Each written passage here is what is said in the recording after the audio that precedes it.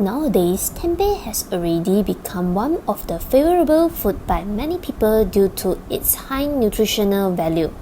Indirectly, this has caused the development in the tempeh industry around the world as well as in Malaysia. Tempeh was originated in Indonesia. In the past, most of the prisoners are suffering from malnutrition and digestive illness.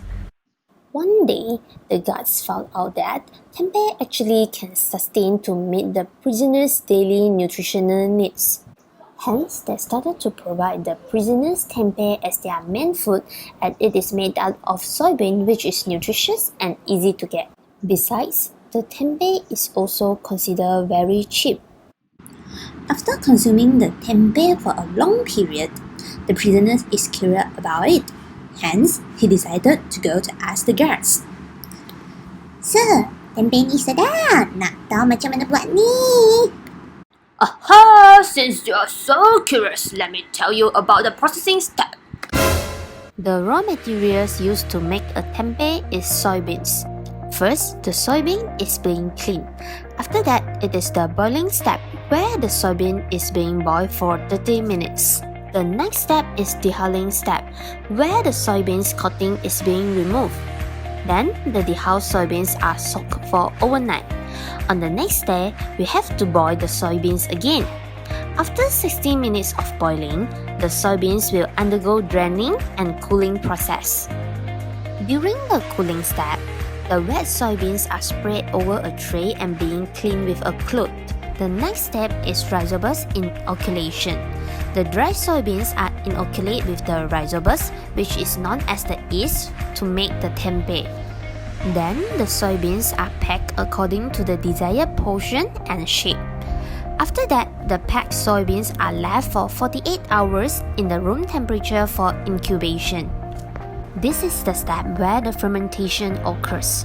After 2 days, the soybeans are solidified into the desired shape by the white mycelia of the Rhizobus oligosporus. Hence, the fresh tempeh is produced. In tempeh production, there will be 2 stages of fermentation which acts by 2 different microorganisms. This fermentation will help to preserve the tempeh. The first fermentation is happen during the soaking process. At this time, acidification will occur, thus the pH value is lower. The decreasing in pH value will favor the growth of lactic acid bacteria, which will lead to the inhibition of pathogenic bacteria. Besides, they will also suppress the natural microflora such as coliform and Klebsiella pneumonia. Alternatively, Lactobacillus panthurum is added to inhibit the growth of Listeria monocytogenes. However, during this time, Staphylococcus aureus still can be survived. For the second stage fermentation, it happened during the inoculation of Rhizobus oligosporus. Basically, this mold will decrease and eliminate the anti-nutritional constituent, thus producing a good and nutritious tempeh. Besides, it will preserve the tempeh by producing the metabolites to inhibit the strong lipolytic and proteolytic activity. Rhizobus oligosporus will affect the microbial activity in the fermented soybean. The appearance of tempeh shows result of the growth of mycelia. Upon 24-hour fermentation, the mold mycelia loosely knit among the soybean cotyledons and give an overall white appearance. As the incubation time increased, the mold started to fade and the soybean become more visible. The hyphae of the mycelia that bind to the bean will construct the compactness as well. Next is the smell of tempeh. The most common flavor is beany and mushroom-like aroma. For beany aroma, it is contributed by the mixture volatile compounds such as hexana, methyl 1-butano, dimethyl disulfide, and 2,4-decadienol. Whereas the 1-octane trio, it will contribute to the mushroom-like aroma.